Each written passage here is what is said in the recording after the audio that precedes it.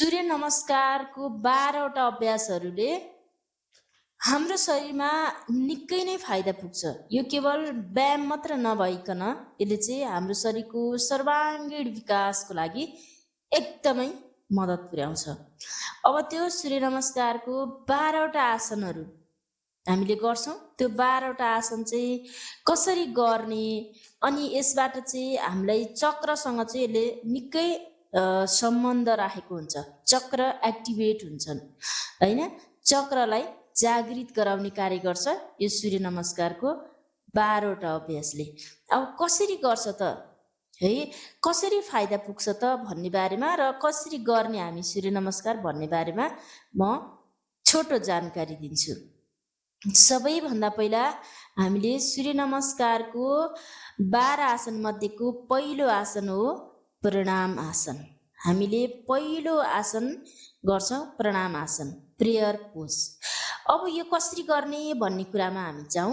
सबैभन्दा पहिला दुवै खुट्टा जोडेर सिधा उभिने है, दुवै खुट्टा जोडेर के गर्नु पर्यो त सिधा उभिनु पर्यो।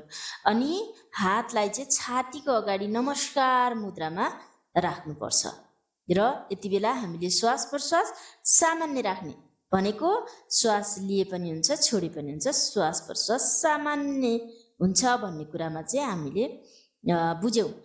अब यसपछि यो यति कुरा बुझिसकेपछि हामीले यति बेलामा चाहिँ छातीको बिचमा हामीले हात राखेका हुन्छौँ है, नमस्कार मुद्रामा राखेका हुन्छौँ भनेपछि हाम्रो ध्यान चाहिँ अनाहट चक्र है, अनाहट चक्रमा ध्यान केन्द्रित हामीले गर्नुपर्छ।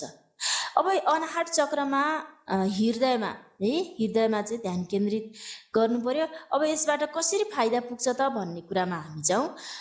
यो आसनमा चाहिँ दुवै हत्केला हामीले हात जोडेका हुन्छौँ। दुवै हत्केला जोड्दाखेरि छातीको बिच भागमा चाहिँ हामीले ध्यान केन्द्रित गरेका हुन्छौँ।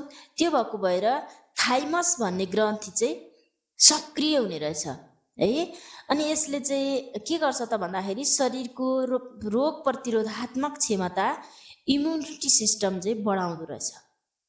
मतलब मुटुको गतिलाई यसले सन्तुलित बनाउने रहेछ, मुटुलाई चाहिँ सक्रिय बनाउँछ, बलियो बनाउने काम यो प्रणाम आसन बाट हुन्छ, जुनमा चाहिँ हामीले अनाहट चक्रमा ध्यान केन्द्रित गरेका हुन्छौँ। अब यसबाट मानसिक तनाव हैन, जुन मानसिक एक खालको तनाव हुन्छ त्यसलाई पनि एकदमै यसले चाहिँ ठिक गर्ने काम गर्छ, एकदमै कम गर्छ मानसिक तनावलाई। यो चाहिँ सूर्य नमस्कारको पहिलो आसन प्रणाम आसन गर्दाखेरि चाहिँ चक्र एक्टिभेट हुन्छ र हामीलाई यसरी फाइदा पुग्छ भन्ने कुरा हामीले बुझौँ। अब दोस्रो नम्बरमा रहेको छ हस्त उत्तान आसन। सूर्य नमस्कारमा हामीले दोस्रो आसन गर्छौँ हस्त उत्तान आसन।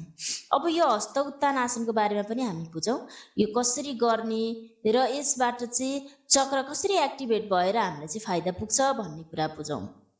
सबैभन्दा पहिला कसरी गर्ने त भन्दाखेरि श्वास भित्र तान्दै है, श्वासलाई चाहिँ हामीले भित्र तान्छौँ, श्वास लिने है। श्वास लिँदै के गर्ने, हात र शरीरलाई माथि लैजाने, पछाडितर्फ चाहिँ तन्काउनु पर्छ है, माथि लग्दै पछाडितर्फ हातलाई चाहिँ तन्काउने, यो गर्ने विधि। अब यसमा चाहिँ घाँटीमा हाम्रो विशुद्धि चक्रमा ध्यान केन्द्रित हुनु पर्यो है। विशुद्धि चक्र घाँटी तन्किन्छ नि त, हो त्यो भएको भएर चाहिँ विशुद्धि चक्रमा ध्यान केन्द्रित गर्दै यो अभ्यास गरिन्छ, सूर्य नमस्कारको दोस्रो अभ्यास। र अब यसले कसरी फाइदा पुग्छ भन्ने बारेमा हामी चर्चा गरौँ थोरै। शरीर पछाडि तन्किँदा घाँटीको है, पछाडि शरीर तन्किँदाखेरि घाँटी तन्किन्छ, अनि घाँटी तन्किसकेपछि थाइराइड ग्रन्थीमा चाहिँ के हुन्छ त एउटा राम्रो खालको स्ट्रेस पर्छ क्या, तन्किन्छ नि त घाँटी। त्यो भएको भएर जसले गर्दाखेरि चाहिँ हार्मोन चाहिँ सन्तुलित हुन्छ, हार्मोन एकदमै सन्तुलित हुन्छ। मोटोपन, थाइराइडको यस्तो समस्याहरू छ भने पनि त्यो समस्याबाट समाधान मिल्छ। साथै यसले चाहिँ छातीहरू चाहिँ खुल्ने हैन, फोक्सोमा अक्सिजनको क्षमता राम्रोसँग बढ्ने, त्यो खालको फाइदा पुग्छ। यो चाहिँ थाइराइड, यसले कम्युनिकेसन स्किल पनि राम्रो गराउँछ, किनभने घाँटीमा राम्रोसँग घाँटीमा स्ट्रेस पुग्छ नि त। त्यो भएको भएर चाहिँ यसले चाहिँ कम्युनिकेसन स्किल पनि एकदमै राम्रो बनाउँदो रहेछ यो 2 नम्बरको सूर्य नमस्कारको अभ्यासले। अब त्यसै गरी 3 नम्बरको छ पाद हस्तासन।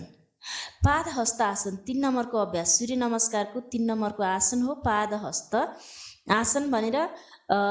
पाद भनेको खुट्टा है, हस्त भनेको हात भइहाल्यो। अब यो कसरी गर्ने भन्ने कुरा थोरै जाउँ।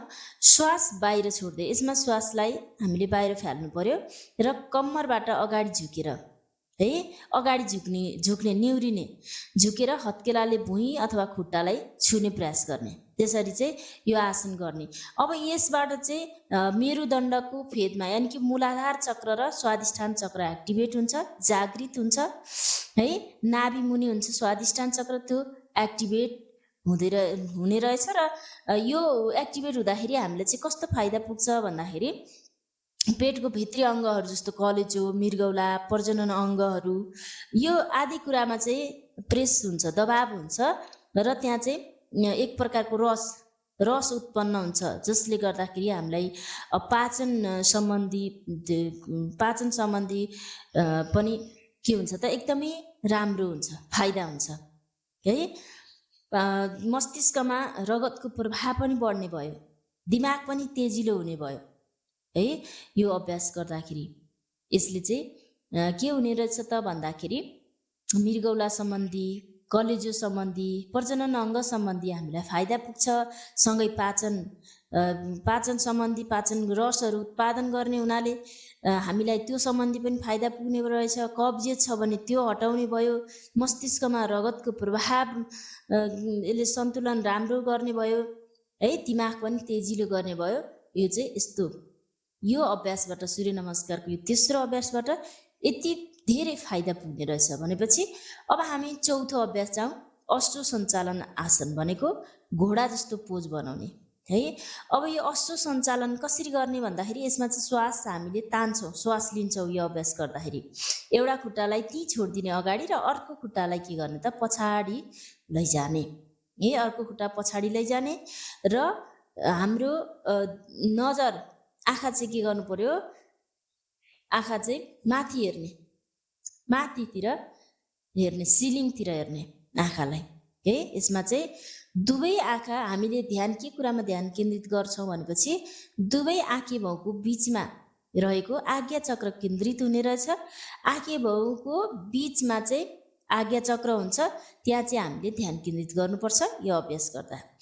अब यो कसरी फाइदा पुग्छ भन्दाखेरि माथि नजर, आँखा माथि हेर्ने, यसरी माथि आँखा हेर्दाखेरि हाम्रो आँखी भाउको भित्र मस्तिष्क मास्टर ग्रान्थ यानि कि पिट्युटरी ग्ल्यान्ड होइन, पिट्युटरी ग्ल्यान्ड चाहिँ के हुन्छ, त्यो ग्रन्थि उत्तेजित हुन्छ, सक्रिय हुन्छ र यसले शरीरमा सम्पूर्ण हार्मोनहरूलाई, यसलाई मास्टर हार्मोन पनि भनिन्छ, यसले चाहिँ सम्पूर्ण अन्य हार्मोनहरूलाई चाहिँ यसले नियन्त्रण गर्ने काम गर्छ यो पिट्युटरी ग्रन्थिले है। यसले स्मरण शक्ति बढाउने भयो र मानसिक एकाग्रता पनि बढाउँछ पिट्युटरी ग्रन्थिले। यो पिट्युटरी ग्रन्थिलाई एक्टिभेट गर्ने काम, उत्तेजित गर्ने काम भनेको यो हाम्रो चौथो नम्बरको अभ्यास अश्रु सञ्चालन आसन जुन गर्छौँ त्यसबाट हामीले आज्ञा चक्र एक्टिभेट हुन्छ। आज्ञा चक्र एक्टिभेट भइसकेपछि पिट्युटरी ग्रन्थि सक्रिय हुन्छ र पिट्युटरी ग्रन्थि भनेको सबै ग्रन्थिहरूको मास्टर ग्रन्थि है हो। त्यो ग्रन्थिले चाहिँ अन्य हार्मोनहरूलाई पनि नियन्त्रण गर्दछ, स्मरण शक्ति बढाउँछ, एकाग्रता बढाउँछ। त्यस कारणले यति महत्त्वपूर्ण यो अभ्यास सूर्य नमस्कारको चौथो अभ्यास। अब लागौँ पाँचौँ नम्बरको पर्वतासन है, माउन्टेन पोज। पर्वतासन कसरी गर्ने भन्ने कुरामा जाउँ। पहिला श्वास बाहिर छोड्ने, अब चाहिँ यतिखेर श्वास फ्याल्छौँ हामी है, श्वास फ्याल्छौँ र दोस्रो खुट्टालाई हामी के गर्ने त भन्दाखेरि पछाडि लाने। जस्तो चौथो नम्बरको पोजमा हाम्रो दाहिने खुट्टा अगाडि हुन्छ भनेपछि देब्रे खुट्टा चाहिँ पछाडि हुन्छ। अब दाहिने खुट्टा पनि पछाडि लगिने, दुवै खुट्टालाई पछाडि, एउटा खुट्टा अलरेडी पछाडि थियो 4 नम्बरको अभ्यासमा भनेपछि अर्को 5 नम्बर पर्वतासनमा के हुन्छ त दुईटै खुट्टा पछाडि है। यति बेला श्वास प्रश्वास छोड्ने, श्वास छोड्ने हो यो अभ्यासमा। र अब चाहिँ के हुन्छ भन्दाखेरि कम्मरलाई माथि उठाउने, कम्मरलाई एकदमै माथि पर्वत जस्तो बनाउने र यसमा चाहिँ घाँटीमा चाहिँ घाँटी स्ट्रेस हुन्छ, घाँटी तन्किन्छ। विशुद्धि चक्रमा हामीले ध्यान दिन्छौँ।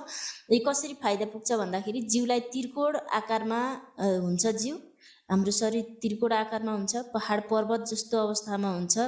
यसले स्नायु प्रणाली नर्भस सिस्टमलाई चाहिँ के गर्छ त, रक्त सञ्चार के हुन्छ, तीव्र हुन्छ। रक्त सञ्चार नर्भस स्नायु प्रणालीलाई चाहिँ यसले चाहिँ रक्त सञ्चार प्रवाह गराउँछ र काँध पाखुराहरू पनि बलियो हुन्छ। साथै मस्तिष्कमा पनि अक्सिजन युक्त रगत पुग्छ है, जसले गर्दा मानसिक सुस्ती हुँदैन मान्छेमा हैन। छटपट्टि यस्तो मानसिक सुस्ती त्यस्तो पन चाहिँ यसले हटाउँछ। एकदमै राम्रो। अब त्यसै गरेर 6 नम्बरको छ अष्टाङ्ग नमन आसन। सूर्य नमस्कारको 6औं अभ्यास हो अष्टाङ्ग नमन आसन। अष्टाङ्ग नमन आसन कसरी गर्ने भन्ने कुरामा हामी जाउँ। सबैभन्दा पहिला त यसलाई चाहिँ श्वास प्रश्वास के गर्ने त, सामान्य अवस्थामा भनेको श्वास लिए पनि हुन्छ छोडे पनि हुन्छ। 8वटा अङ्गहरूले चाहिँ भुइँ छाउनु पर्यो है। औँलाले, खुट्टाको औँलाले, घुँडाले, छातीले, हत्केलाले, चिउडोले गरेर जम्मा 8वटा अङ्गले के गर्ने त, भुइँलाई टेक्ने है। यसमा चाहिँ ध्यान केन्द्रित हामीले केमा गर्छौँ, नाभिमा गर्नुपर्ने हुन्छ। मणिपुर चक्रलाई मणिपुर चक्र एक्टिभेट हुने भएको भएर चाहिँ नाभिमा ध्यान केन्द्रित गर्नुपर्ने हुन्छ। अब यो कसरी फाइदा पुग्छ भन्ने कुरामा हामी जाउँ। यो मुद्रामा नाभि के हुने भयो त, नाभि केन्द्रित हुने भयो नि त हो। भुइँमा चाहिँ के हुन्छ त, नाभिले टच गरेको हुन्छ है।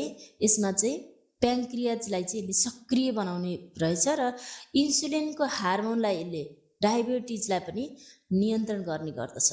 नियन्त्रण एकदमै मद्दत पुर्याउँछ डायबिटिजलाई नियन्त्रण गर्न। कलेजो आन्द्राको कार्य क्षमता पनि यसले बढाउँछ यो अभ्यासले। अब त्यसै गरेर नम्बर 7 को अभ्यास हो सूर्य नमस्कारको 12वटा आसन मध्येको 7 नम्बरको हो भुजङ्ग आसन, कोब्रा पोज। यो कसरी गर्ने भन्ने कुरामा जाउँ। यसलाई हामीले श्वास लिनु पर्यो यो अभ्यासमा र छाती नाभिभन्दा माथिको भाग उठाइदिने है। हातले भुइँमा टेकेर नाभिभन्दा माथिको भाग उठाइदिने। टाउको उठ्यो, छाती उठ्यो है र कम्मर चाहिँ के हुन्छ त, भुइँमै हुन्छ। यसमा चाहिँ नाभि मुनि स्वादिष्ठान चक्र एक्टिभेट हुन्छ। नाभि मुनिको भाग स्वादिष्ठान चक्रमा हामीले चाहिँ के गर्ने, ध्यान केन्द्रित गर्ने। अब यो कसरी फाइदा पुग्छ भन्ने कुरामा जाउँ। यसले चाहिँ मेरुदण्डको तल्लो भागलाई चाहिँ मा रहेको त्यहाँ स्नायु प्राणीहरू बलियो बनाउँछ हैन। नाभिभन्दा मुनिको भागमा हामीले ध्यान केन्द्रित गरेका हुन्छौँ, जसले गर्दाखेरि ढाड कम्मर दुख्ने समस्याहरू पनि यसले निको पार्छ र स्नायु प्रणाली पनि बलियो बनाउँछ। कम्मर दुख्ने समस्या छ भने त्यो पनि निको बनाउँछ। एड्रिनल ग्रान्थीलाई यसले सन्तुलित गर्छ, जसले गर्दाखेरि त्यो कारणले गर्दाखेरि पनि तनावलाई पनि यसले के गर्ने रहेछ त, यो अभ्यासले। यो 7 नम्बरको स्वादिष्ठान चक्र एक्टिभेट हुने भएको भएर यसले चाहिँ यो भुजङ्ग आसन गर्दाखेरि हामीले तनाव पनि हाम्रो कम हुने रहेछ। अब त्यसपछि फेरि पुनः पर्वतासन। अब हामी फेरि आसनलाई दोहोऱ्याउँछौँ, क्रमशः आसनहरू दोहोरिन्छन्। पर्वत आसनमा श्वास छोड्दै विशुद्धि चक्र एक्टिभेट अघि मैले भनिसकेँ। यसले शरीरको पछिल्लो भागका मांसपेशीहरूलाई के गर्छ त, तन्काउँछ र शरीरमा थकाइहरू फेरि मेटिन्छ भनेपछि। त्यसै गरी 9 नम्बरमा अश्व सञ्चालन आसन। अश्व सञ्चालन आसनमा जस्तो 4 नम्बरमा अश्व सञ्चालन आसनमा दाहिने खुट्टा अगाडि हुन्थ्यो भने यहाँ चाहिँ देब्रे खुट्टा अगाडि हुन्छ। श्वास तान्दै है, सेम प्रोसेस हो। आज्ञा चक्रमा ध्यान केन्द्रित हुन्छ र अब यसबाट पनि पुनः शरीरहरू सन्तुलित हुन्छ, लचिलो बन्छ। मस्तिष्कमा पुनः के हुन्छ त, शान्त हुन्छ। मस्तिष्कमा एकदमै आराम मिल्छ। अब पादहस्त आसन 10 नम्बरमा, यसमा पनि श्वास के गर्नु पर्यो, श्वास छोड्नु पर्यो। मूलधार चक्र र स्वादिष्ठान चक्र दुईटै चक्र एक्टिभेट हुने रहेछ। यो आसन गर्दाखेरि मांसपेशीहरू कसिन्छन्। यसले अतिरिक्त मोटोपनहरू छ भने पनि त्यसमा पनि एकदमै राम्रो सेफ चाहिँ बनाउने रहेछ। त्यसै गरेर अब हस्त उत्तानासन 11 नम्बरमा 2 नम्बरमा जस्तै हस्त उत्तानासन दोहोरियो होइन। यसमा पनि के गर्नु पर्यो, श्वास लिनु पर्यो, श्वास लिनु पर्यो। श्वास लिँदा विशुद्धि चक्र एक्टिभेट हुन्छ। विशुद्धि चक्रमा हामीले ध्यान दिन्छौँ भनेपछि के त घाँटीको लागि स्ट्रेस पुग्छ।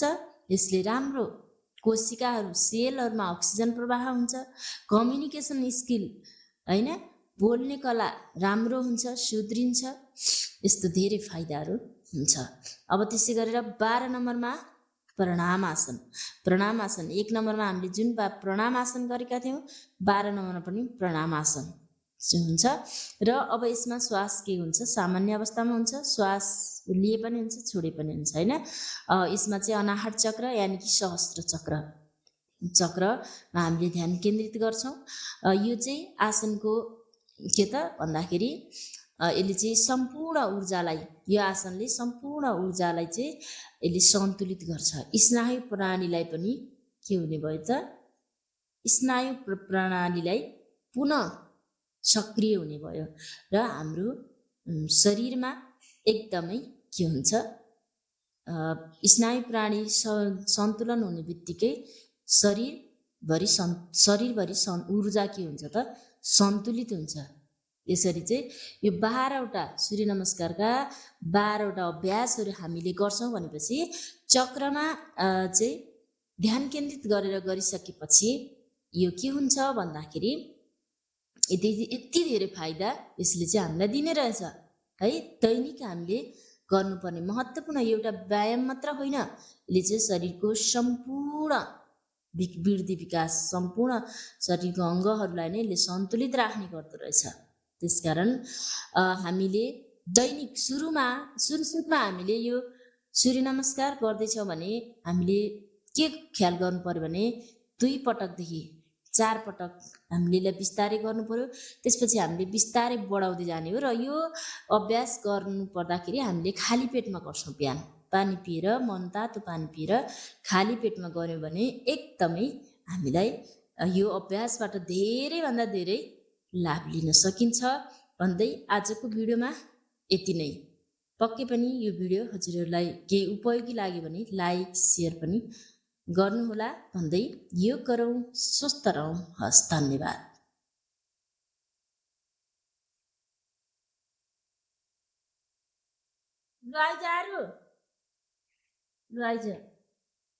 के भयो, रोक्यो कि चल ला, रोकिरहेको थियो अहिलेदेखि, तैँले अनै गरेको थिएन, के भयो त फेरि?